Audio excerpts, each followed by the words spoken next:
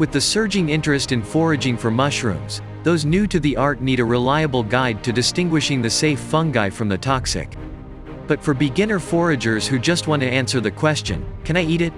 Most of the books on the subject are dry, dense, and written by mycologists for other mycologists. Frank Hyman to the rescue. How to Forage for Mushrooms Without Dying is the book for anyone who walks in the woods and would like to learn how to identify just the 29 edible mushrooms they're likely to come across. In it, Hyman offers his expert mushroom foraging advice, distilling down the most important information for the reader in colorful, folksy language that's easy to remember when in the field.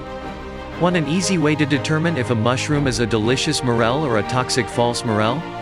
Slice it in half. If it's hollow, you can swallow, Hyman says. With Frank Hyman's expert advice and easy-to-follow guidelines, readers will be confident in identifying which mushrooms they can safely eat and which ones they should definitely avoid. Find the link below and buy the book now.